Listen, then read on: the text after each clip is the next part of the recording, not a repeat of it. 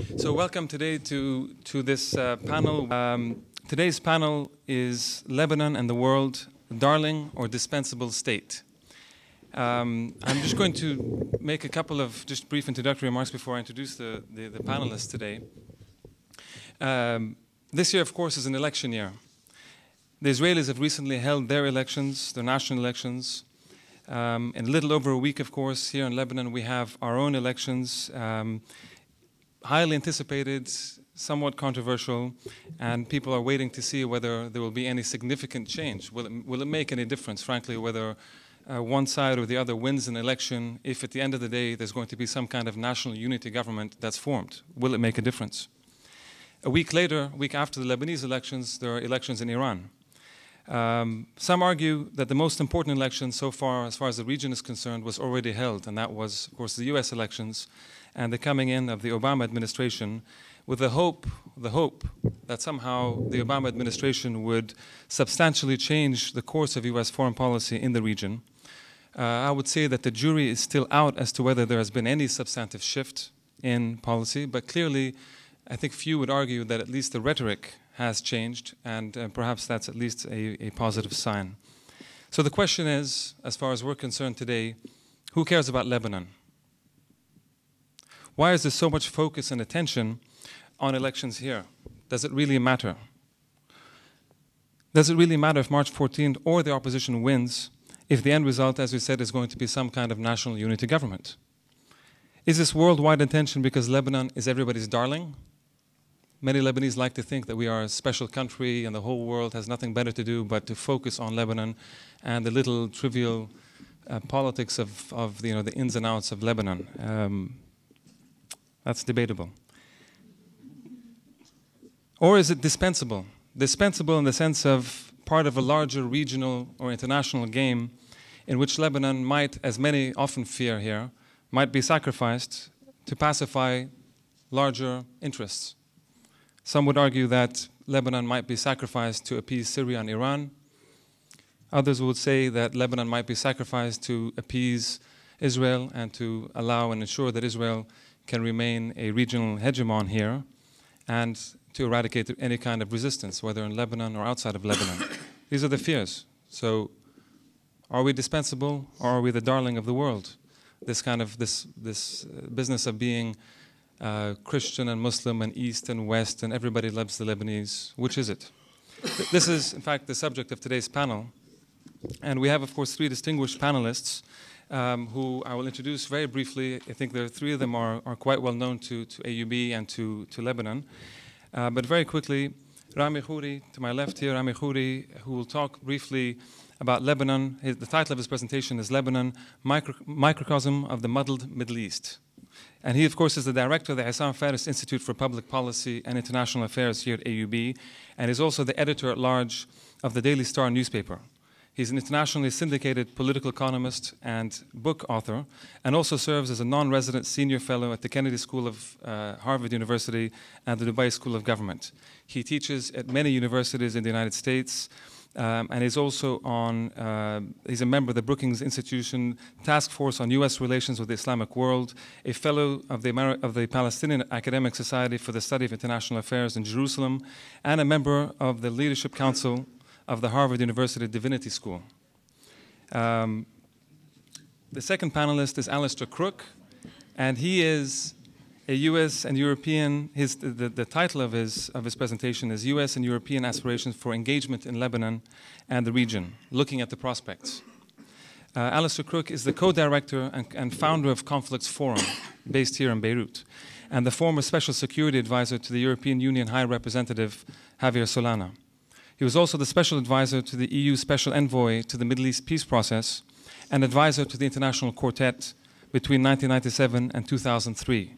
And, of course, famously, he facilitated numerous Israeli-Palestinian ceasefires between 2002 and 2003 on behalf of the European Union, being particularly important and instrumental in the negotiations that ended the siege of the Church of the Nativity in Bethlehem. Alice is a regular presenter at the Clinton Global Forum Initiative, the Norwegian government's Oslo Forum for Senior International Mediators, and is a member of the UN's Alliance of Civilizations Global Experts Resource Project. He's also recently, of course, the author of Resistance, the book The Resistance, The Essence of the Islamist Revolution, which was recently published in February 2009, and numerous articles, and he's a well-known columnist and broadcaster. Nicholas Snow, to my right, his presentation will be on US policy in Lebanon after the end of the Cedar Revolution. And we put in Cedar Revolution in quotations. It's up to him to explain what that means. Nicholas Snow is the co-founder of the Beirut-based news translation service MideastWire.com, covering the Arabic and Iranian media. He is also the editor of the 2007 book, Voice of Hezbollah, The Statements of Sayyid, Hassan Nasrallah, which was published by Verso Press. And he's also the author of the recent Century Foundation report entitled Reimagining the Lebanon Track Towards a New U.S. Policy. Nicholas is currently he's worked in the United States as a speechwriter and policy analyst for the Speaker of New York City Council, Gifford Miller, and he was a member of the research team at the New York State Democratic Committee in support of First Lady Hillary Rodham Clinton's bid for the U.S. Senate in 1999-2000. He completed his MPhil at Cambridge, and he's currently doing his PhD at the Lebanese University here in Lebanon. So without further ado, I'd like to start with Rami. Each presenter will speak for around 10 minutes, and then I'd like to open it up for discussion after that. Thank you. Thank you, Karim. Thank you for the organizers, Kesar and PSBA, and thank you all for coming. A couple of quick comments I would make about Lebanon, foreign involvement in Lebanon and the wider Middle Eastern situation. I think Lebanon is a microcosm of the muddled Middle East because all of the problems as well as all of the potentialities and good things about the Middle East are easily seen here in Lebanon in one compact form. Everything good and bad about the modern Middle East and the Arab world can be seen literally if you just walk down any street in Beirut. So it's an incredibly valuable microcosm of the region.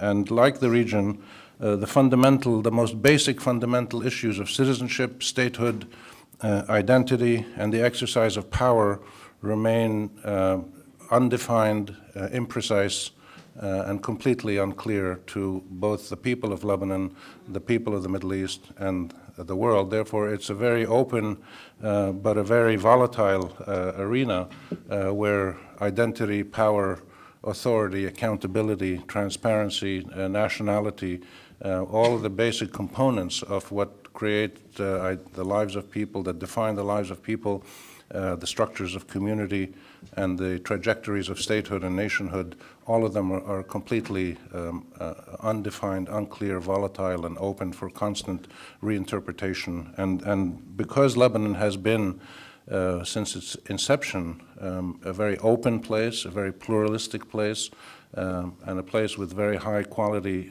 human capabilities focused on education and the media, publishing, the arts, the most creative place in the Arab world, at least certainly in Beirut, because it has always been open and it has always had a weak central government and this very strong pluralistic system, it has been structurally open to foreign intervention and regional intervention, starting in the 1860s. This is not a new problem. The problem of foreign intervention in Lebanon is a 19th century problem that we still suffer in the 21st century. Like colonialism, which we see in Israel continuing from the European 19th century colonialism still practiced by Zionist colonialism in the Palestinian and Syrian territories and bits of Lebanon.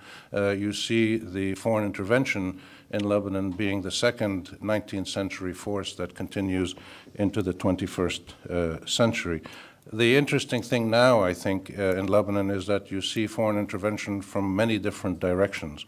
The Europeans, the Americans, the Israelis, the Iranians, the Syrians, the Saudis, the Russians less so than before. They were more involved before. But what you see is an open arena where many different foreign countries, regional and international, feel that they have a stake in the system and they should be involved. In that context, I would say the elections in Lebanon do matter, in the sense that we have the very unusual situation of having an election in the Arab world where we actually don't know the outcome. And the outcome is unlikely to be anybody winning with 95.7%, which often happens in many Arab countries. So we do have a real genuine election. And the interesting thing is that, as in, a good sign that this is a pretty serious democratic process or electoral process, is that the ratio of seats that is unknown in terms of who's going to win, the ratio of unknown seats to the total seats in Lebanon in the election is almost exactly the same ratio of districts in the United States election which Obama won that were not clearly known ahead of time if it was the Republicans or Democrats were going to win. And the same thing in Lebanon. Here we have about 16 to 18 seats out of 128 that are really up for play. The others we know who's going to win, and that was exactly the same situation in the United States. So I think we have a very significant election taking place, which is going to be significant in two respects only.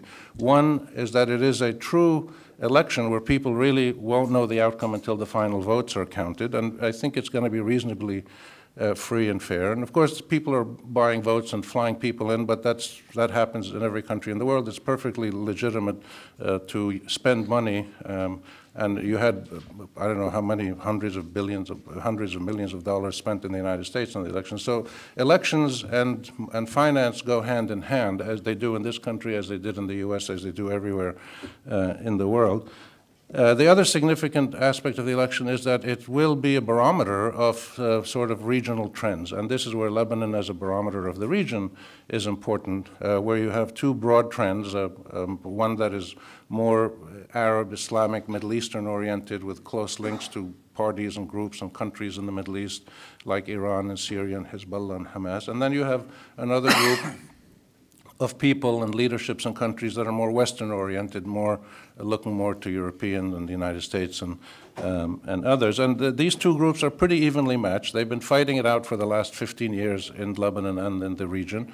And they've fought militarily, they've fought through proxies, they've fought economically, culturally, at every level possible, and they've more or less fought to a draw. And I think the elections are interesting now because they'll show us a little bit which way the wind is blowing, at least inside Lebanon. Is it the March 14 or the March 8? Is it the pro-American European or the pro-Syrian Iranian?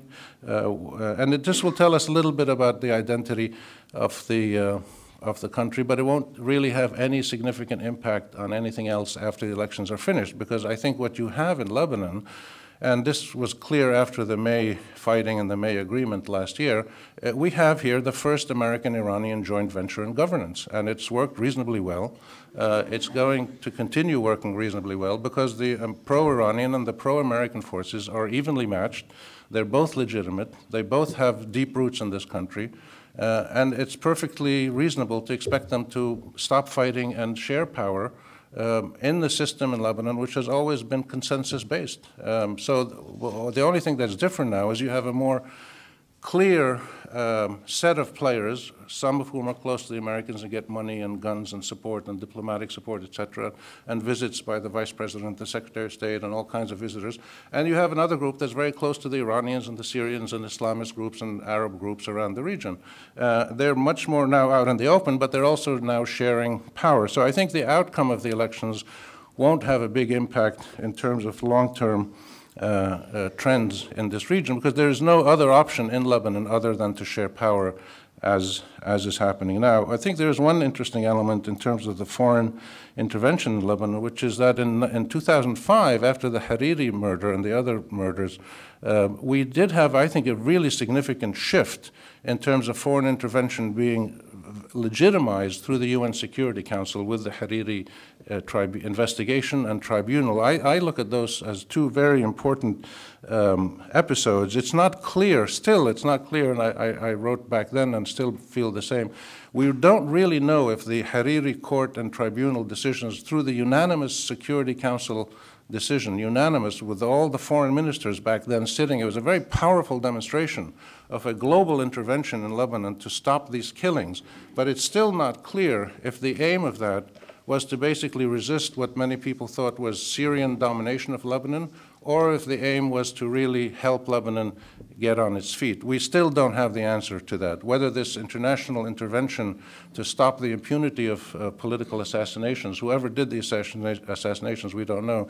But it's still not clear if the motivation was really to help Lebanon or to put pressure on the Syrian and to penetrate and break the Syrian system of governance, which many people in the West thought, and in Lebanon thought, was responsible for the killings in Lebanon. I don't know who did the killings. I'm waiting for the tribunal to come up with its indictments and to see the evidence. But the nature of foreign intervention was very interesting, and this important change happened where you had a unanimous Security Council investigation into a homicide inside a country, and we'll see how the court plays itself out. So I think the most we can say about foreign intervention in Lebanon is that it's been there a long time, it's going to continue for a long time, and it will not really change until three basic factors are resolved. You have a resolution of the Arab-Israeli conflict, you have a resolution of the Iranian Western or Iranian international tensions, and you have a resolution of the imprecise condition of the quality of statehood and citizenship in the Arab world. Until we agree what is an Arab state, what is the legitimacy of power, what is the role of government, what are the limits of government power, of security agencies, of military, of legitimacy issues, of accountability issues, what are the rights of citizens?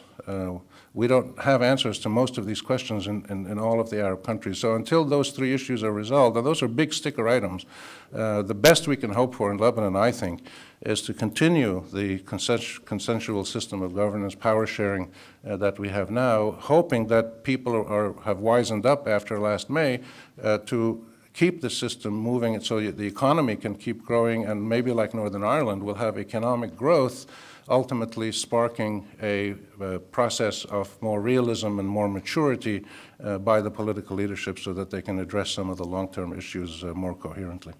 Thank you very much.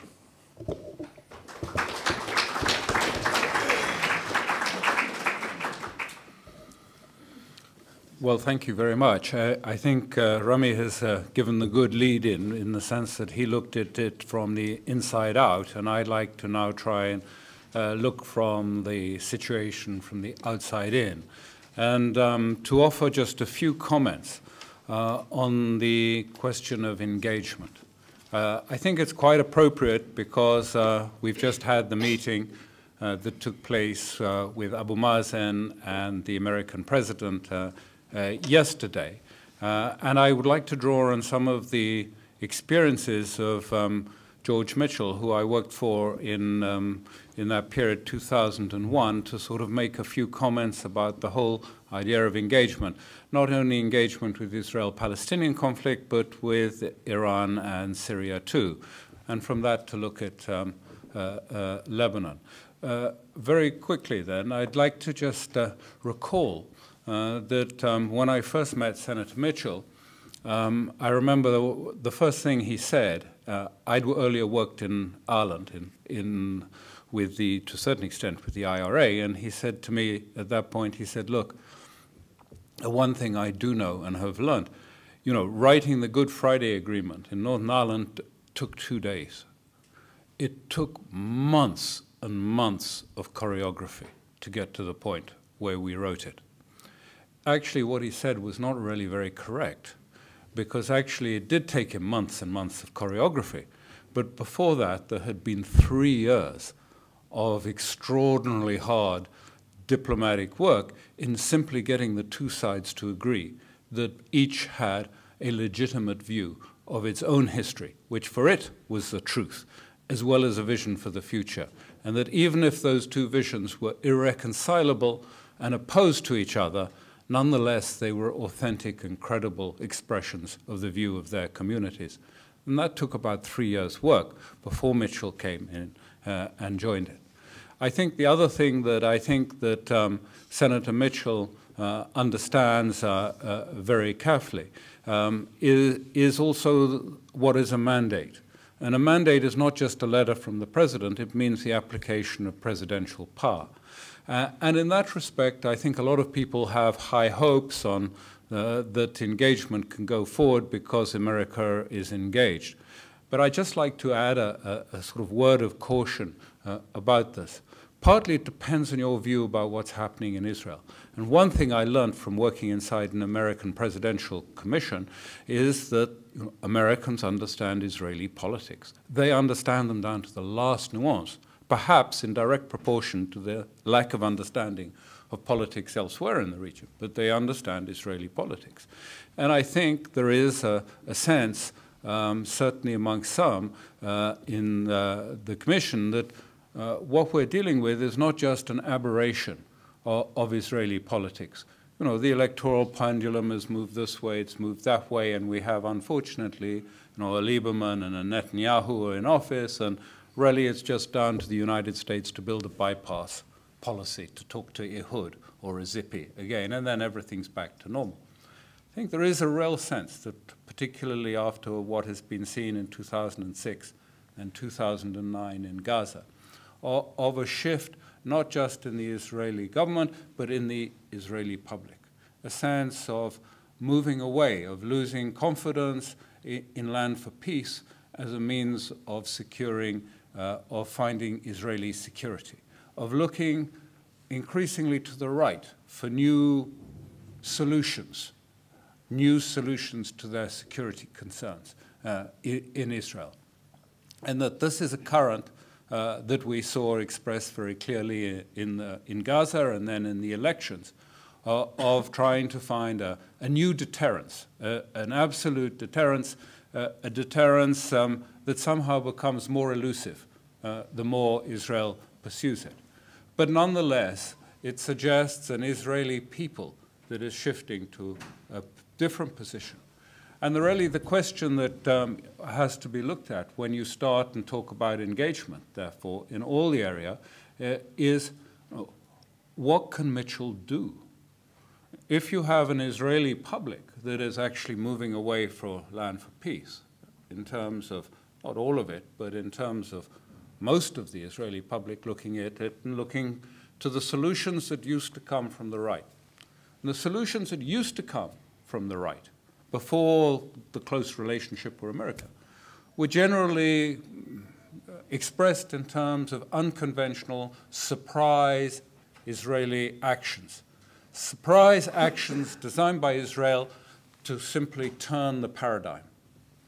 So if you have now an Israel that believes that it's impossible to have peace with the Palestinians when Hamas is strong, when Hezbollah is strong, when Syria is in the ascendant, and when Iran is becoming preeminent in the region, you may conclude that perhaps some of the Israeli leadership are looking even now to what is the means and whether they can find the way of inverting that paradigm and starting looking at the political proposition from a different angle.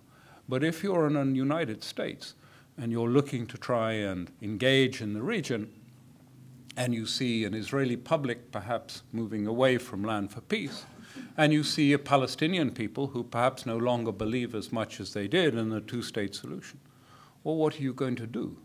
And realistically, and having worked with Mitchell, I do understand, and he understands, I can assure you from that period, you can't impose a solution on peoples. I mean, you just simply can't do it because there are 1,001 ways that even presidential envoys find spanners in their work, and some of those spanners don't even have the fingerprints on it, you might assume. And of course, that's what happened to the first Mitchell Commission. We warned the Secretary of State at that time that this would happen if he didn't take any action. It was Colin Powell and who said, of course, we will have to implement it and make sure it works, and we'll put effort behind it. In fact, Sharon laid it all out, sliced it up, added in bypasses, tunnels, other forms, and of course it came to nothing as we had predicted. So what can you do in that? But the other thing that lies behind it is that if you can't do that, perhaps you go to Syria, or perhaps you go to Iran as alternatives if the Israeli thing is just too difficult for the moment to resolve. But actually, when you look at it, all of these engagements come back to the same thing. Because whether you're talking about Iran or whether you're talking about Syria, both of those countries actually want, if you like, a comprehensive discussion with the United States, a bilateral comprehensive discussion. And of course, all these roads ultimately end up back in Israel. Because whether you're Iran or whether you're Syria, and you know that eventually if there's a discussion of that sort, America will put on the agenda Hamas, Hezbollah, Lebanon, Syria, and want to discuss those. Of course, if either of those countries wishes to offer a positive response to the United States in terms of using their good offices or their influence with resistance movements to try and bring about a political solution, how possibly can they offer or do that if in 2 months' time Bibi Netanyahu fulfills his campaign pledges to remove from Gaza completely any last vestiges of Hamas influence? It's simply not going to be politically possible. So, in a sense, the questions are, first of all, is there really going to be the basis? Are the strategic willpower and decisions to take through, if you like, an engagement? And the second question that I think everyone in the region is looking to is there real signs that there is a strategy underneath it? And at the moment, I think the region is rather schizophrenic. On the one hand, it sees the positive elements coming from Obama, the language, the style, but on the other hand, they see, if you like, the negative dynamics, as I described, also coming from Israel at that time. And no one knows yet which is going to predominate. But I would conclude by saying that when you look at, and I started by talking about the importance of choreography. What I meant by choreography was the sense of having 1 week a positive statement here, second week another statement. That slow process of building towards an agreement is both time-consuming and takes a lot of work and a lot of effort. What we seem to see in the region at the moment is actually counter-choreography. Everyone understands that, if Obama is serious and if the administration is serious, and many people are convinced they are, that they want to start a new relationship with Iran. This is a huge strategic shift in the region. Everyone understands it. Implicit in this is what Rami said is the question that he raised about the future, because implicit in this means a new understanding, a new look at Islamic movements, a new look at Syria, a new look at Iran. This is clearly going to be pushback in the region. You can't both, if you like, have a new relationship with Iran, Syria, and in Lebanon at the same time that you're going to have, if you like, send Secretary Gates and Dennis Ross to assure the Saudis and the Egyptians, no, don't worry, nothing's going to change. It's all going to stay exactly as it was. In other words, the status quo is going to be there, and you can suppress the Muslim Brotherhood as much as you want. Because quite clearly, everyone can understand that what's happening implies a strategic tip of the balance. Yet at the moment, we see, if you like, what I call that counter-choreography. What does it mean? The only places that the president is going to call on in this visit is going to be Riyadh, Amman, and Egypt. How will Iranians interpret that as a signal in terms of the seriousness of intention to engage with Iran and Syria? I think these are the questions we don't know. Maybe after the 4th of June, if there is really some clarity about the sense of whether there is a strategic change in policy and real things happening, it will become clearer. But otherwise, we wait. Thank you.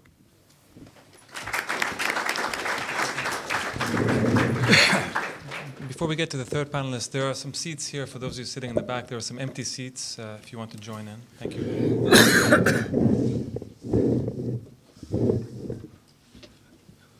Thanks, Karim. Let me start off with two sort of main points that I think, in a way, offer a somewhat alternative perspective to 2 points that Rami made. And then let me just go through sort of my thinking, and I think maybe we can get to some discussion about some of the differences here in how we're looking at US policy and wider European policy towards Lebanon and the region, and also some possible solutions too, which is something I think should be discussed. The first sort of statement to make is in a way I think it's helpful to be a bit extreme about it, but Lebanon actually doesn't matter anymore to Washington. It doesn't matter to the Obama administration, and it doesn't matter, most importantly, to Congress anymore. It's in fact become so complicated for Congress, it already was, that they really don't understand it. And they also really don't care anymore. And I want to tie that into a sort of a key point that Rami made, which is there is, it seems to me, both in the Obama administration and the congressional branch, a willingness, Joe Biden's visit aside, we'll talk about that in a minute and how that was basically rhetoric with, again, very little content. The willingness amongst the sort of Washington policy makers and opinion shapers to sort of let Lebanon muddle through in this post-election period.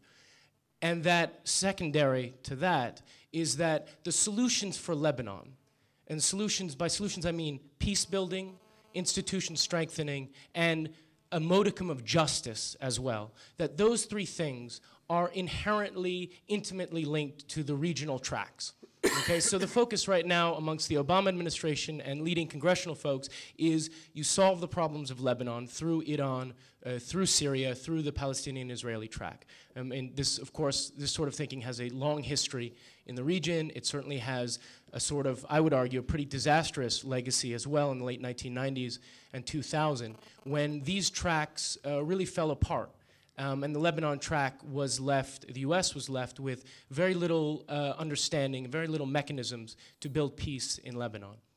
I'm worried that that might happen again. And so what I want to suggest is that at the sort of the top level is that there actually is reasonable pathways for building peace, strong institutions, and justice in Lebanon that should go forward quite apart from what the Obama administration is doing on the Iranian track, the Syrian track, the Palestinian-Israeli track. And that indeed they should be going concurrently with those efforts. The primary reason why that energy needs to be expended is because if that is not expended here in Lebanon, this muddling through will be very short-lived. I believe strongly that the current system, the Doha system, built on 60 years of, in some ways, similar temporary fixes that have long been criticized by Lebanese, by American history, analysts, etc.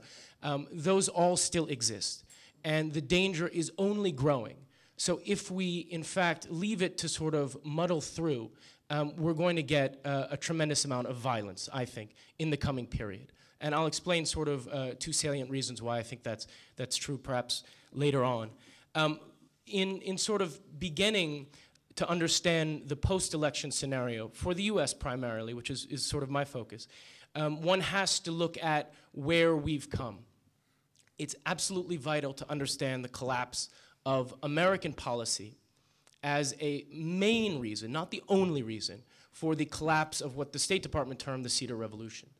The United States and the Bush administration needs to, at very specific points over the last 4 years, be taken to task for failures in building peace in Lebanon, in building strong institutions, and in bringing a modicum of justice, or at least processes that can internally lead to justice making here in Lebanon. Michael Hanna, who was Cheney's chief of staff, just wrote, and who some folks here know, just wrote a piece for Winnup in the Washington Times. And I think it's very useful to start out our understanding of where things may be going, because John Hanna, along with Elliot Abrams, along with Ambassador Feltman to a lesser degree and Ambassador Welsh to a lesser degree, were really the architects. They really own the US failure of the Cedar Revolution over these last 4 years. There's some nuances there, but that's essentially my thinking. John Hanna wrote, the alarmist piece, the formal collapse of the Cedar Revolution would send shockwaves throughout the region, providing powerful confirmation of Iran's ascendancy and America's decline. It would dramatically embolden Tehran at a time when Washington hopes to negotiate an end to Iran's nuclear weapons program. Its support for terrorism and its escalating efforts, frequently using Hezbollah operatives, to subvert pro-US governments across the Arab world, from Iraq to Egypt to Morocco. So I think the most interesting thing, we take issue with a number of those points, but the most interesting thing is one of the key architects, one of the key power brokers of the Cedar Revolution is now 4 years on, writing from a position of that vision, that project having collapsed, and dramatically so. Even if let's assume he's correct that the sort of Hezbollah caliphate from Iraq to Morocco now, incredibly, is on its way. This is one of the key architects. So I think the main thing that we have to realize from looking at why we got to this point of failure is that, and this is, I think, at work in Hannah's piece, it's at work as well when you talk to March 14th leaders themselves. After these elections, especially from the perspective of the United States, the Obama administration, March 14th is essentially done as a coherent political actor. The Cedar Revolution as a sort of larger concept is also definitely done. But the point is that after the elections, there won't be a March 14th to talk about. And this is something that the folks, the congressional folks that have come here recently, and Joe Biden and others, they still kind of have in their mind. I sat with one of the sort of top staffers for the Senate Foreign Relations Committee a few days ago. They're increasingly shocked to hear that the opposition may win, or in a sort of, let's call it a best case scenario for March 14th, which I think is more likely, a kind of centrist kind of balance between these two sides, which really opens up a tremendous range of possibilities, politicking, alliance shifts. I mean, it's going to be a really incredible time in Lebanon, I think, after these elections. The top US policymakers have really been unaware of that until these last few days even, these last few weeks. I think that is very important to realize if we're going to talk about a different approach to Lebanon, both from the United States and from Europe in the post-June 7th period.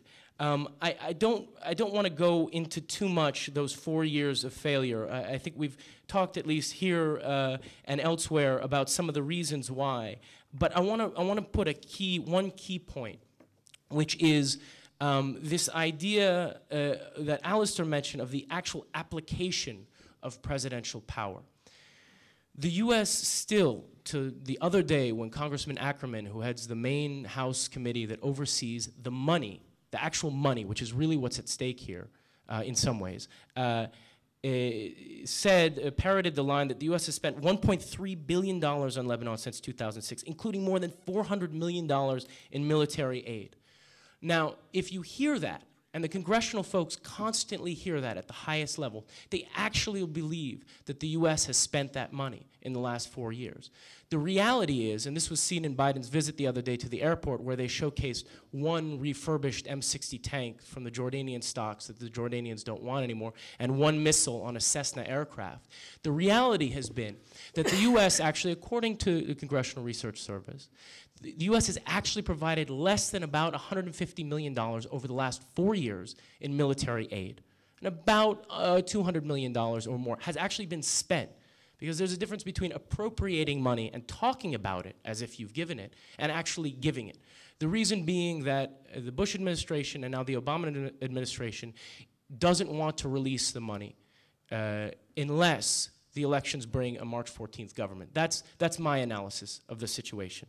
So it's very important to understand that actually there hasn't been an application of US support for some of the key March 14th goals, right? So if we look back over these last 4 years, we can see no movement on the key March 14th demands, okay? Except for, now the only one that can really be claimed unambiguously is the exit of Syrian troops in 2005, in April 2005. Beyond that, almost all of the objectives of March 14th and some of the interests of the Bush administration have either not been met, have collapsed, or are in serious doubt. As I would say, the tribunal can sort of be counted in that column. We can discuss that more.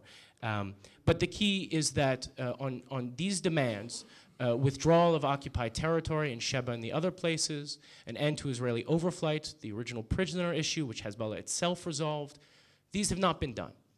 In terms of strengthening the ability of the legitimate state of Lebanon to credibly defend the entire country, this has also not been done, okay? And we saw, again, evidence of that by Joe Biden, walking past a single missile on a Cessna aircraft.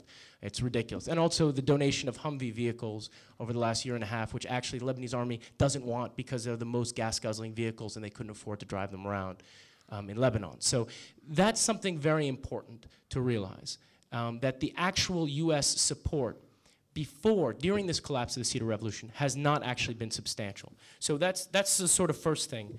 I want to go to the sort of the post-election scenarios and then wrap up.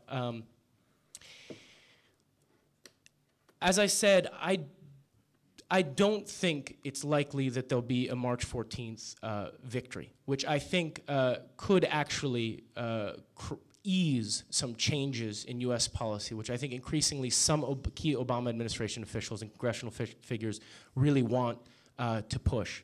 And again, I think this was demonstrated by Biden's trip the other day, because it seems as if, my thinking is that there is a desire now, and there's a belief that strengthening the state institutions of this country, and especially strengthening the Lebanese army, okay? The problem is that it's come extraordinarily late in the game. And the idea is that if March 14th were to win, there is the possibility that the Obama administration and Congress, which controls the purse strings, could sort of release some of this real fundamental aid to Lebanon and really get behind a change in the institutions and the political power system in this country, which President Suleiman has put at the top of his agenda and which actually most of the leading parties have put at the top of their agenda, which is fundamentally changing the confessional system of power in this country. That's a possibility. Problem is that a March 14th win is not likely, okay? So if we look at the two other likely scenarios, either one, either a March 8th win or a sort of muddled win where the president and some independents are sort of swing, either of those scenarios, I think, will likely lead to a congressional cutoff of aid. It will not result in an isolationist strategy by the Obama administration. They're not going to reproduce the failed policy of the Bush administration in Gaza. It will not lead to that. But what it will lead to is a cutoff in that support and an end to a US leadership in this country that could possibly create an alternative pathway to building peace in this country. I just want to close with a few sort of quotes here, which are really deserve to be read and heard as a sort of backup for how I think things are going. Congressman Ackerman came here the other day, and along with some of his colleagues, made it pretty clear where things are going, I think. He said, there's just some funny things to read initially. Lebanon has suffered terribly from war, and we have a real opportunity. Oh, sorry. Excuse me. Here's Ackerman. We want to encourage people to vote so that the result of the election is representative of the true feelings of the people. This is great. An election, this is the guy who controls congressional appropriations, which are currently up for discussions. Over $200 million of aid in FY10 is currently up for discussions. It's going to happen after the elections. Okay, so we're talking about a lot of money potentially to release to Lebanon. He says, an election is a current event. It's what takes place at the day of the election. But the result of the election is the indication of where your future lies. And the Lebanese people have to make these determinations. You are one of the most intelligent societies of the world. You are one of the world's cultural elite. That's a historical fact. Clearly, you're capable of making your own decisions. And then he goes on to say, I think the Lebanese people are going to be making the decision in their own best interests, not at the behest of any foreign power, including Iran. Then he closed his remarks by saying, obviously, I mean, it's a no-brainer. You don't give money to people who wish you ill or harm. You don't give money to enemies. You give money to people who are your friends. I think that, in addition to Senator Biden's visit to Nayla Mawad the other day and his statement, which was, I think, very clear, where he said, so I urge those who think about standing with the spoilers of peace not to miss this opportunity to walk away from the spoilers. I think it's very clear where US policy is going to be in the likely event of a March 14th loss and a sort of more nebulous period. The sad thing is, and we can discuss this in questions, and I think this gets back to perhaps a disagreement with Rami about where things could go or where energy should be invested. I think that there is a tremendous opportunity on the part of the Obama administration in this post-election period to really create a whole new pathway and a whole new process for really dealing with some of the fundamental problems of this country. Sadly, and some of the fundamental problems of US policy in the region. Sadly, I don't think that that's going to be the case. I'd love to talk about where those opportunities may exist, so perhaps in the questions.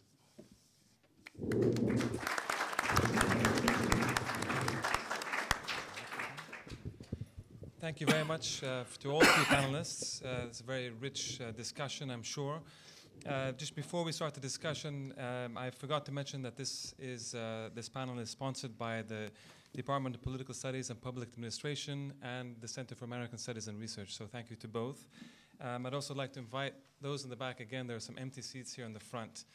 Now, if you raise your hands, I'll identify you and you can ask questions or maybe raise a point. But I would like to I'm going to use my executive authority to give priority to students first. So please, those of you sitting in the back, students, don't be shy. Please ask some questions, if there are any. Yes. I think, yes, there's a microphone going.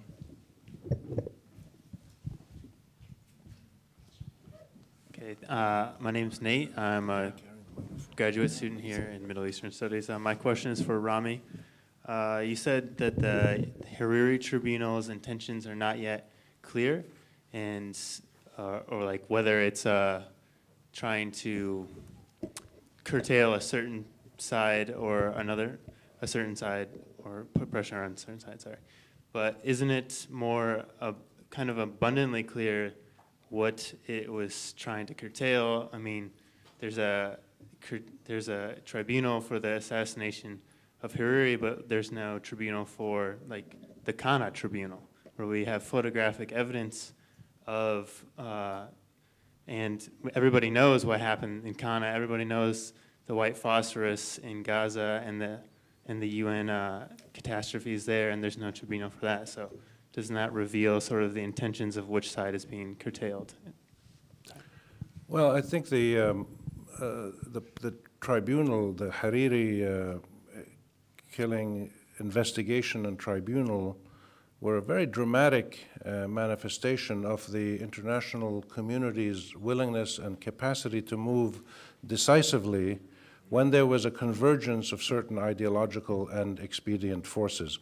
And what happened in February, March, and April of 2005 is that you had the convergence of several forces that came together, which was a mass spontaneous uprising in Lebanon against the Syrians, international revulsion at the killing of a statesman like Hariri and the other people who died with him and after him, and a desire by the United States and other foreign powers to try to break the Syrians. I think it was very obvious back then that this was aimed at the Syrians. It wasn't aimed at political violence in the Arab world, because if you're trying to stop political violence in the Arab world, you'd have to have a court for almost every country in the Arab world, because the violence is so widespread. And then you have militias, and you have terror groups, and you have all kinds of people who carry out violence, including state violence and Israeli violence, and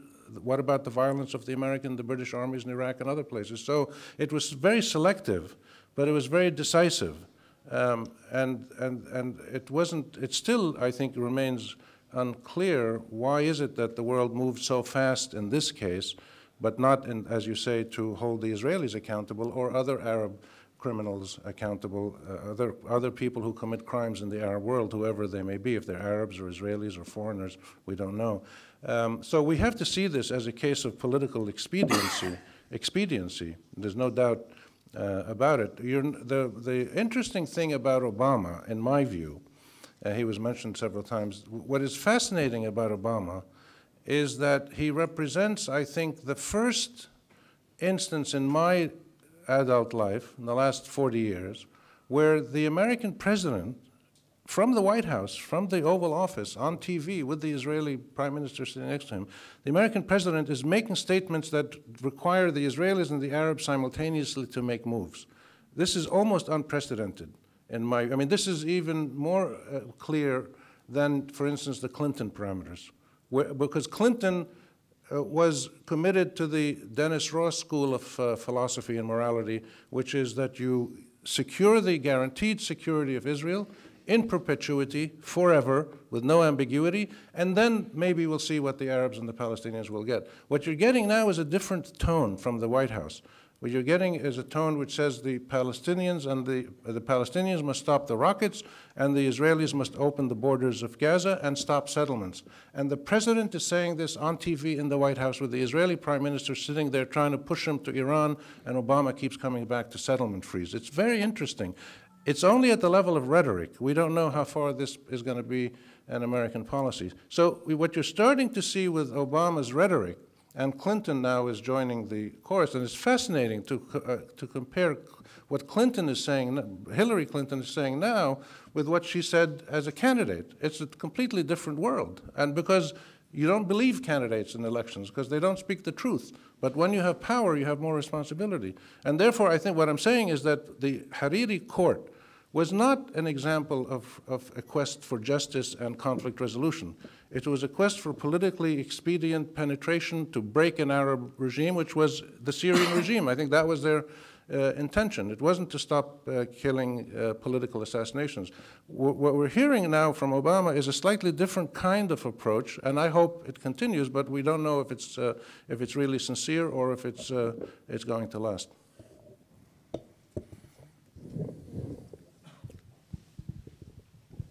This question is for Mr. No. You explained how the direct funding would be affected by the elections, but how do you think will the indirect support be affected if 14th of March win? Will the U.S. stick to their allies, and what if they lose? Will they double their efforts, or are they going to give up on them and maybe move to indirectly doing something else? That's not about officially towards Lebanon, but towards the March 14th movement. I'd also like to ask later. Please, Tara, make sure you identify yourself. Anybody who asks a question, please identify yourself before you ask the question. Thanks. First thing to say is that, and other people in the room might have opinions on this or analyses, this is my analysis. I mean, we need to stop talking about March 14th. March 14th as a coherent political actor, it may never have been coherent, but as a coherent political actor after these elections is done. There is some hope that some of the ideas remain, but some of those ideas are shared by the parties on the other side. So that's one thing that we fundamentally need to change our thinking about how a preponderantly powerful actor is going to approach this new scene. The second thing is that, yeah, like I said, I think, let's say March 14th wins. I mean, it feels a bit silly to talk about this kind of armchair quarterbacking stuff, but let's say March 14th, because this is how people are thinking, in the Obama administration, it seems to me, and in Congress. If March 14th wins, yes, I think that there's a real opportunity that there will be a doubling of efforts. I think they'll release a lot of the military aid. They love President Suleiman. I mean, he's their new Mahmoud Abbas, and there's a real danger that they will give this great Biden bear hug to him such that he'll suffocate. That's a likely scenario afterwards, but if it's a muddled through kind of, he has some votes, it's gonna be Biden with his bear hug and no money, because either way, it gets pinned as a Hezbollah won and our guys lost. And the purse string people on Capitol Hill, like Ackerman and others, they know who their friends are. They don't really understand anything else. They don't even understand their friends, I would argue. But that's going to create a sort of a whole new situation. I hope that adequately answers your. Sorry, yeah, you had the first. If their friends lost, would they increase their support, or do you think they'd look for other friends? I think it's generally a pullback of resources, time, cards from this Lebanon arena. And it's really the dominant thinking, again, which I think I have a lot of problems with. The dominant thinking, I think, will only be doubled. Syria, Iran, these are the keys to Lebanon's peace, stability, and justice, because there are some American policymakers that care about that. So that's what I think is more likely to happen. I mean, there'll be rhetoric, you know, of course, and I think that there'll be a rhetorical embrace of President Soleiman, but it won't be able to do much. Yes.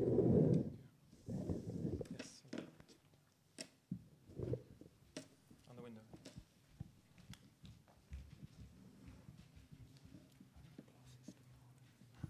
Hi, my name is Ramzi Asmar. I'm a graduate student at the University of Pittsburgh. I'm here as an intern at the Carnegie Endowment for International Peace.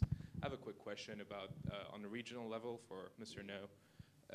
Let's say the opposition actually wins. Do you foresee any rapprochement, and considering the fact that the relationship with Israel is kind of iffy right now, especially after the Bibi Netanyahu visit to President Obama, do you see any rapprochement with Bashar regarding the peace process with the Golan Heights and everything? I'm gonna defer to Rami and Alistair on that. If Hezbollah wins? Yeah, an opposition win. I don't think that there is going. I disagree with Nick a little bit. I think if the Hezbollah-Aoun coalition wins, the United States government and the Europeans are going to react much more cautiously and carefully than they did when Hamas won. I think they've learned their lessons. The Americans have fundamentally lost every ideological battle that they have engaged in the Middle East in the last 20 years, I think, including Somalia. And every place where the United States went in with guns and money and diplomatic support and visits, they basically lost. They understand that. This is why Obama, I think, is recalibrating his relationship with Syria and Iran, because he knows that those are two important power centers. I think the United States has an opportunity in Lebanon with Hezbollah that it did not have with Hamas and Palestine because of the people in the White House. You had this bizarre constellation of neocon extremists and pro-Israeli Zionist zealots and Christian fundamentalist wackos and traditional Republican Party extremists and the most bizarre combination of extremist forces that came together in the White House. It wasn't that they were sitting in a farm in Montana. They were in the White House. So we don't have that constellation of forces. With a very different constellation of forces in the White House now. And what you've seen with Obama with Iran and Syria, where he's sending envoys and talking and saying nice words, they understand the need to recalibrate their political engagement in this region. And I think a Hezbollah-Aoun victory is going to elicit a different kind of reaction from the United States. I think they're going to take it easy. They're going to sit back and study the situation. And because you can't engage Iran and not engage Hezbollah. You just can't do it. It's completely incoherent. If the United States is, and Alistair's point is correct, the real question is how serious is the U.S. about going through with this policy that it has initiated, which I think is extremely significant, this recalibration, reconfiguration of how do you deal with, they're only talking about Iran and Syria, and they're doing that mainly because of Iraq and Afghanistan, I think, in the short run. In the long run, they have to look at Hamas, Hezbollah, Muslim Brothers, democratic forces, nationalist forces, pan-Arab forces, everything else in the region. The American policy of the last 8 or 15 years has failed. They've lost. They've lost the first round. They're now rethinking their attitude, and I think doing it very intelligently and wisely. I rarely commend the American government's policies in the Middle East, but now I think we need to acknowledge that they're doing something very sensible. They're rethinking a lot of their positions. Where you still get the complete hysteria is when things run up against Israel. When any contact with Israel happens, the Americans still act in a slightly hysterical mode, but a little bit less than before, as we see with the settlements issue now. They haven't talked about refugees. They haven't talked about Jerusalem. They've only talked about settlements because they have international law, international morality on their side. They know that's an easy win for the White House. They can, and Obama is invoking American national interest as the criterion for redefining policy with Israel and Palestine, and he knows it's a win. It's a winner for him, and he's going. And I think we will see a more forceful approach. We haven't, but the logical conclusion of this is, if you're going to do this, you've got to then at some point deal with Hamas and Hezbollah, and I think Hezbollah is going to provide the mechanism, because Hezbollah and Aoun, if they win, which I don't think they will, I think March 14 group is going to win a very small majority, and I think everybody will be happy to continue this situation. But I think we will see a reconfigured American approach and a more coherent regional approach, and the same approach that was applied in Northern Ireland in many respects, which is to bring in these parties that you consider to be terrorists, bring them into a political process that is A, inclusive, B, nonviolent, C, gives them the promise of achieving their legitimate goals. Hamas and Hezbollah, I think, are willing to play by those rules, but the difference now, and again, I disagree a bit with Nick here, I don't think what the American Congress feels matters anymore. I think it's the American policy in the Middle East that has collapsed more than the March 14 sentiment. I think what the Americans have brought themselves to a point of great power that is matched by great irrelevance. And they understand this. They're looking for a different way to engage in this region because the people neither respect nor fear them. And if you don't generate respect or fear, there's not much else that you can do in this region other than be a tourist. And they don't want tourism. They want to do other stuff. So I think we're really seeing a moment of possible historical change. And this is going to be a slow process. It doesn't happen quickly. It takes time. Yeah, I'd just like to say quickly a word about the settlements, because it's come up quite a lot. But even at the time of Mitchell's first foray into the Middle East, I mean, this was his overriding concern. His main sense was that Baker and the successors had never followed through, and that it was simply impossible to move forward. Every indication in the Mitchell Committee from that point on, it was quite clear that every Palestinian believed that the salami slicing, the settler-only roads, the outposts, that a state was moving further and further away from reach. So I think it's something that is deeply buried in American policy. But we're only talking about one aspect of it. I mean, as Rami says, I mean, this is the easiest one because it's, there is a consensus in Washington on this.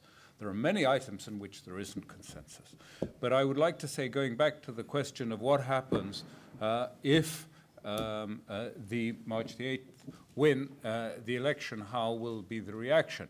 Now, I have a sort of slightly different takes from those earlier speakers on this a little bit, in that I believe that I think that at the moment there is a hope in the US administration that somehow or other they can engineer a bypass of Netanyahu and Lieberman, and somehow that there will be a collapse of the coalition and Zippy Livni will come back and we'll be back to,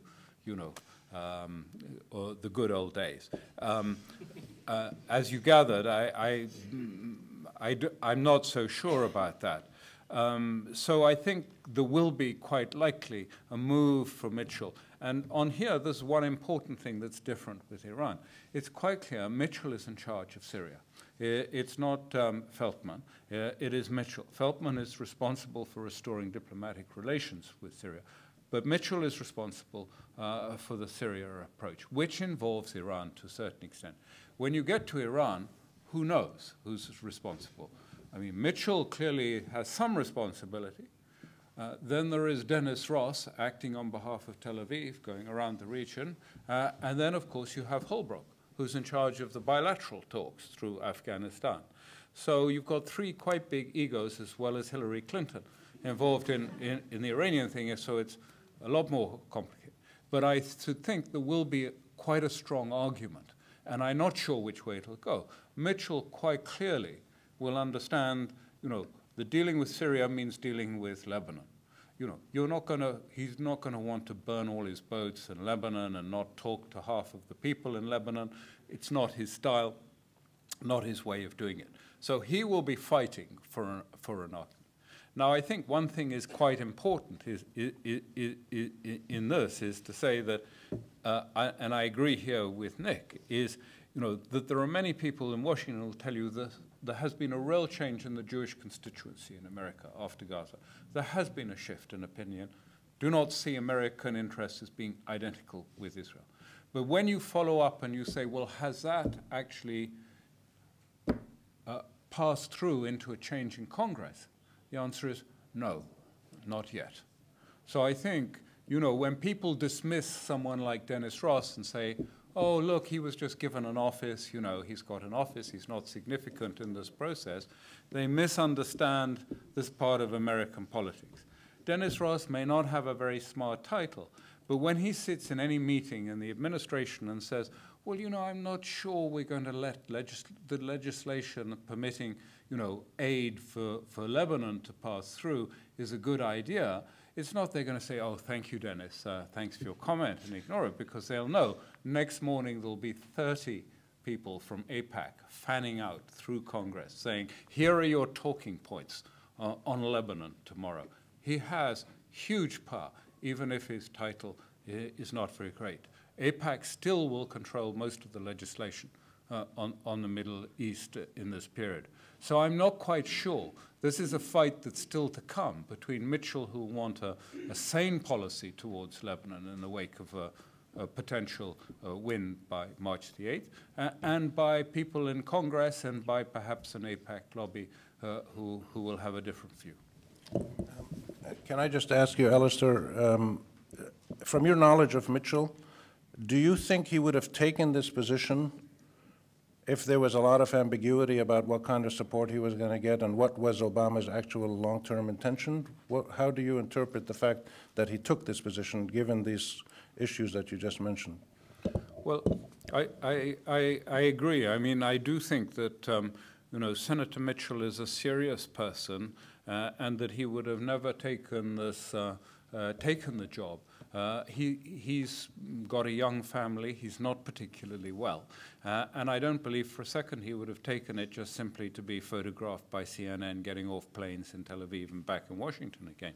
You know, he's past that. He's quite well known in the States already. So I think there is a sense. I've talked to a number of people, and there is a sort of common line when you say, we've heard the language. We've seen the atmospherics, but is there really going to be substance from? Is there a strategy? Are people thinking about how to deal with the pushback in the region, how to take this complex process forward? I mean, several complex processes forward. Most of the answers come when I was in Washington not so long ago, saying, well, you know, I think so. I really believe so. Instinctively, I believe it. But if you ask me for sure, I really have to say I can't tell you. It still remains, as far as I'm concerned, in the president's mind. And I think equally, if you ask me the question, if Senator Mitchell, after the summer, say, goes to the president and says, look, we've been trying really hard, but I have to tell you, Mr. President, I'm not sure we're getting very far with this, with either Israel or Palestinians, that probably even Mitchell knows quite what the answer of the president will be at that time. And most people think that the answer of the president will depend on whether you're an optimist or a pessimist about the American economy. Because if the green shoots of the American economy are indeed sprouting all around by the summer and visible to everyone, he can probably do what he wants in Congress by the end of the year. However, if the alternative discourse in the States that actually there are a number of new factors, commercial property collapse or other things that are going to intervene in the economy at this time, by the summer, he may want no irritant in his relationship with Congress that could affect his ability to pass the essential economic legislation through an already rather difficult Congress that he's facing now.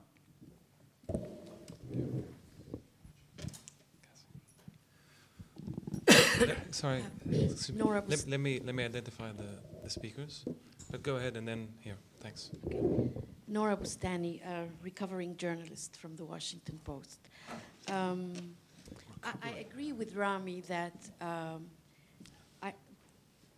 the Obama administration, if it engages with Iran, even semi-successfully, it cannot justify not dealing with Hezbollah should they score a win or a significant gain in the elections. I think the Obama administration is quite pragmatic, and regardless of what has been said, it will do that. That's on the one hand.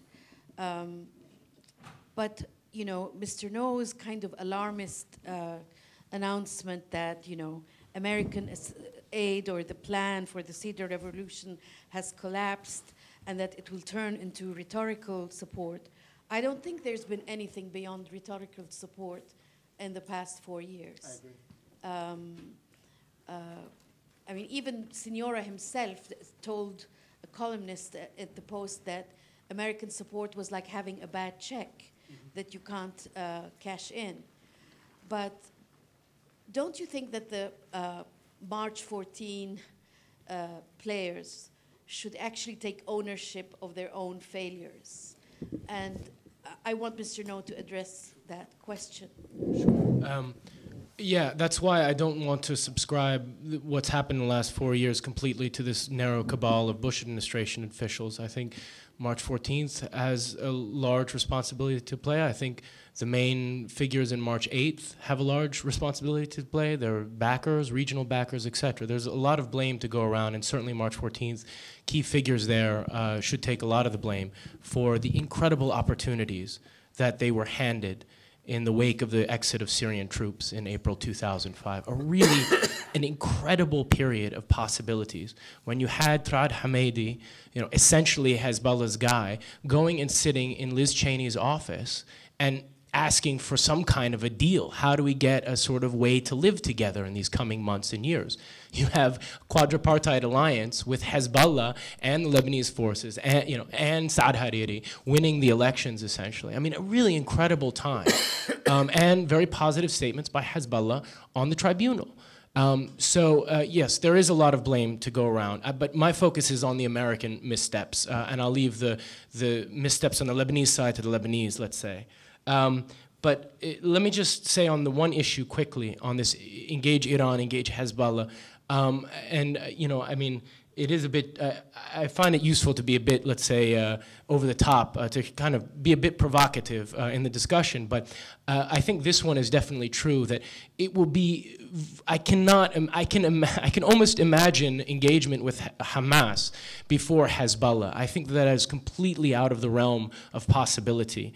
And I think that said, a way to build, for the US to encourage peace building in this country and encourage processes of justice in this country doesn't have to necessarily go through the gates of engagement with Hezbollah, okay, which I think is politically not feasible in the United States for a number of reasons that we could talk about, and which John Hanna actually laid out, pretty well in his Washington Times piece. So I don't think that means an end to the possibilities. If the Obama administration is engaging Iran, it should also be spending cards and resources in Lebanon. That doesn't mean that it needs to kill itself, shoot itself in the foot by meeting with Nawaf Moussawi, which is going to kill them politically.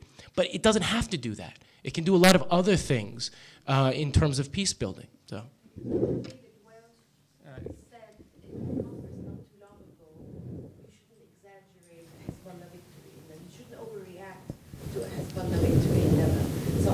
I don't know, I haven't been there for 3 months, but I think that kind of thinking is already setting in.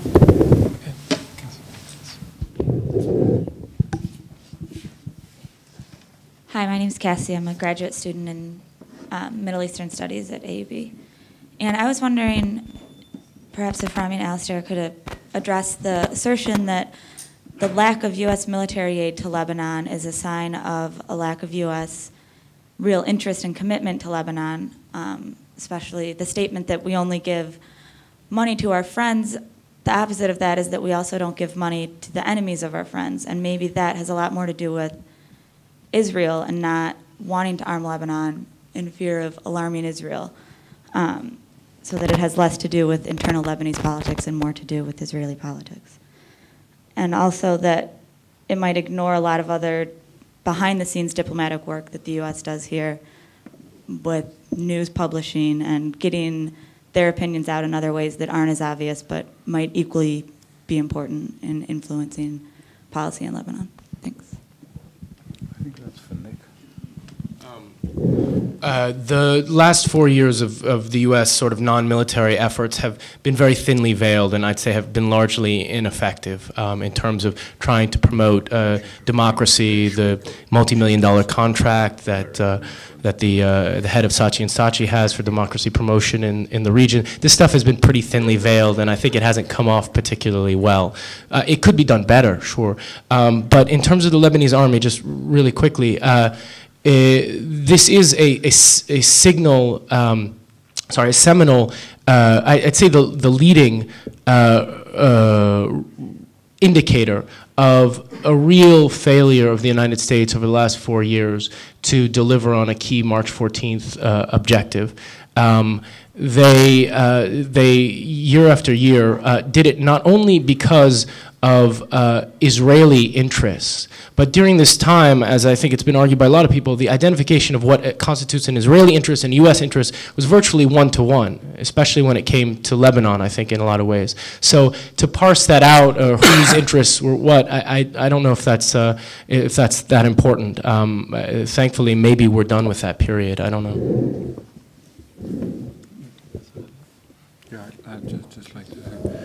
I'd just like to sort of make a comment back, or a question partly.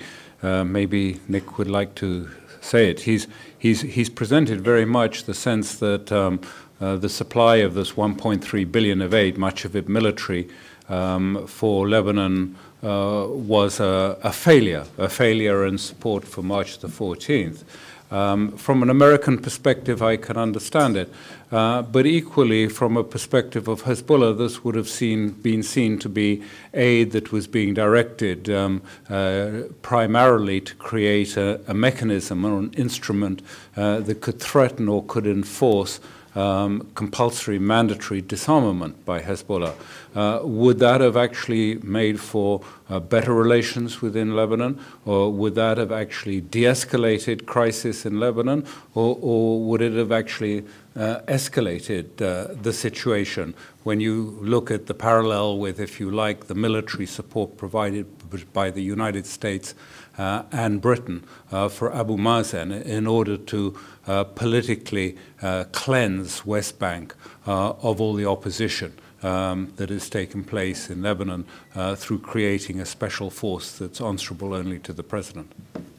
It's a really good point, because that's the critical caveat in the answer to your question, which is that the Bush administration predicated military aid and real military aid to March 14th on the basis of the army going after Hezbollah. And I think that was a fundamentally flawed position, and they didn't come through with the aid largely because they didn't see the Lebanese army as willing to or able to go after militarily, or somehow it was called, actually, the DoD program for funding this was called Constraining Hezbollah's Military Maneuverability. That's what the actual funding program is called. So they didn't believe that the army was going to go after that. As a corollary to that, they didn't see and couldn't convince the Israelis that building up the strength of legitimate army of Lebanon in a way that didn't go after Hezbollah could actually help ease Hezbollah's peaceful integration into a more robust and hopefully a fairer state. So they didn't see that as a corollary either. These are two things that one needs to keep in mind. We have one here. My name is Christian Karam. I am a graduate student in economic history from the University of São Paulo, and I would like to raise a domestic issue question, please. It relates to my research, which is on contemporary Lebanese history and politics, and assuming what Mr. No said, that March 8th coalition is going to win the elections. What do you think may be, or if there is any very clear, and I don't think there is, political position on political and economic domestic issues on Lebanon, like, for example, privatization of energy or things related to that? Thank you. No, I think unless somebody in the panel would like to talk, I think the panel is more about sort of policy, how Lebanon is viewed from outside, rather than getting into domestic policies. Unless somebody would like to comment on that. Maybe you can talk afterwards. Thank you. It's about what specific economic policies would we expect. Well, I want to make a comment more than a question. I was afraid of that. Yeah, you know me. Most of what everybody talked about today was that we in Lebanon are beggars. We cannot do anything unless we get money from outside. And people from outside are not willing to give us money unless we do what they want. Now, the second one is normal. I wouldn't give anyone any money unless he does what I want. What people seem to fail to realize is that the movement in Lebanon today, and just the chance that the opposition might win, is that people, and as everybody, Ackerman said, we're not stupid. We realize that, or part of the Lebanese people realize that if the opposition wins, the money is going to be less, but that also means that outside interference is going to be less. And I think you guys are not realizing that maybe that's what the people want. We are actually looking for less money from the US, less money from Iran, less interference from the US, less interference from Iran, and then maybe after democratic elections, we can actually do something with ourselves. Maybe. Thank you. Let me add to this, and maybe we can formulate. I'm sure you could have formulated a question out of that. So I will do it for you and say that in general there is a tendency among all of us, in truth, to be quite cynical about people. When we talk about Europe, we talk about Northern Europe, we talk about America, there's often discussion of the people here. The Arab people is always the Arab street, which is generally derogatory in terms. Maybe somebody in the panel can talk about the possibility that there is actual, as Ahmad is suggesting, that there is actual interest and you know, there's discussions of whether it's resistance, but not in the cynical sense, but in the sense of real people, resistance-wise, or just wanting to change in the kind of more normal sense of the word. And it, you know, sort of power from below, somebody actually doing something, civil society, all this kind of discussion. Maybe you can comment on this. Yeah, I'd like to just make a couple of quick comments. I think that's a very important point, and I think it touches on a wider trend that I think is visible throughout the region, which is what we've seen since the end of the Cold War, which I think was the critical turning point, is a whole series of different kinds of movements in the Arab world where people who have been increasingly disappointed by the ability of their government and their state to fulfill their needs as citizens have gone out and looked for other sources of services, of security, of money, of protection, and of expressing their identity. And therefore, I think what you're seeing in the region is more and more activism by groups within the Middle East. I mean, you see this in Turkey, in Iran, in Israel, in the Arab world, all over. It's not Arab-centric. It's all over the region. And what you're seeing, I think, is a popular reaction to the mediocrity and, in some cases, the failure and criminality of the modern Arab nation-state as it was bequeathed to us by retreating European colonial powers. And the Arab nation-state has not worked so well for a lot of its citizens, a lot of its nationals, and they're looking for other mechanisms to define themselves and to organize their societies. Tribal groups, Islamist groups, NGOs, private sector, criminal syndicates, all kinds of groups are working and working very effectively to respond to people's needs. Iran, the US, others, the Europeans, we give them way too much attention. They're important because they have a lot of money, they occasionally send their armies in, and they meddle in the region, there's no doubt about it. But more and more, the political and economic and social history of this region is being written by its own people. The problem is that they're working in contexts, nation states, that are not very fulfilling and they're not very efficient. And therefore, we have this situation where you have Hezbollah, which is stronger than the Lebanese state in many ways. Hamas, other groups, tribal groups in Iraq, other militias, all kinds of groups that are either stronger than the state or coexist on equal terms with the state. So what we're seeing is the reconfiguration of statehood and identity in many Arab countries, and Lebanon is a classic example of this. You're seeing it in Palestine and Sudan partly, Somalia, Iraq, Yemen, all over the place. And so for the first time, you're seeing, I think, the people of the Middle East being involved in writing their own history. This is a very long process. It takes generations and generations. So I think it's good to have less foreign interference. I'm with you on that. But I think if you have less aid, say, from the West, it's going to come from other sources, from within the region, from Iran, from other places.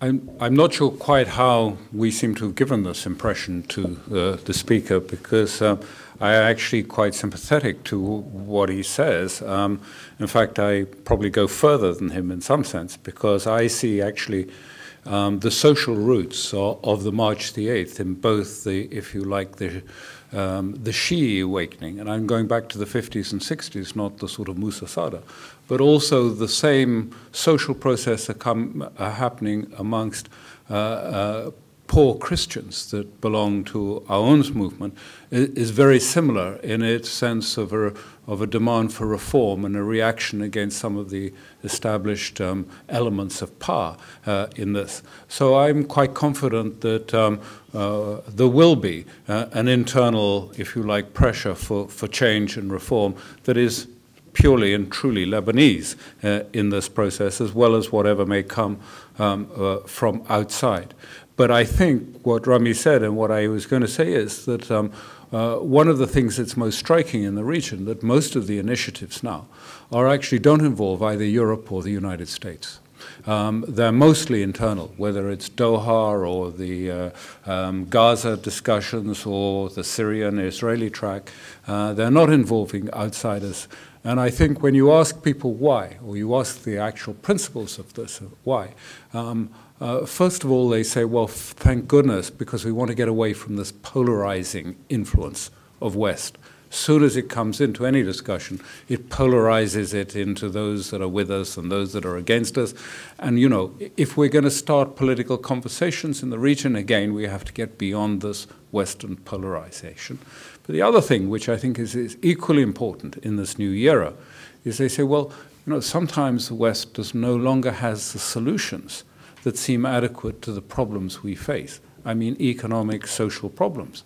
I think no one really believes now the problems to 43% of Egyptians living in absolute poverty is a new stock market or a new stock exchange to be built by courtesy of the European Union or the United States. They're looking for solutions that are coming from within, from amongst themselves, that are more appropriate and more adequate to their own needs. So I think there is a lot of pressures actually moving to in finding solutions within and to leaving the, if you like, the polarizing factor of outside influence as much as possible apart from these discussions. I'll try to be just really brief. For me, I think it's become clear, and I wish it was clearer to U.S. policymakers and European policymakers, that there is a grand bargain possible in Lebanon, made by the Lebanese themselves, mapped out by the Lebanese themselves. That grand bargain, we could discuss this, would look something like the Shiites have to give up their own private army in exchange for a full and fair stake in a credible government that can credibly defend the entire country. The problem is that that grand bargain can only be lubricated with outsiders, okay, for two reasons. One, you need to have the money in order to be able to do that, which the Lebanese state doesn't currently have in the current configuration of socioeconomic power, the structures of power in this country. The second thing is that you've got to be able to buy these things from some places. Right now, the Lebanese army can't buy stuff on the international market, okay? Can't buy anti-aircraft weapons to credibly defend population centers, for example, even if it had the money, okay? So in order to lubricate that kind of a grand bargain, you need to have outsiders involved in some way, okay? The second thing to say is that the context for Lebanon, I wish it were so that if after the elections, let's say the opposition wins or there's some kind of muddled centrist sort of balancing power under Suleiman, I wish it were so that a pullback of US aid meant that the Lebanese could kind of try and figure out their own problems. The regional context is not likely to allow for that to be lubricated, as it would have to be, because these are very contentious power sharing issues as a first matter, and also very contentious defense issues as well.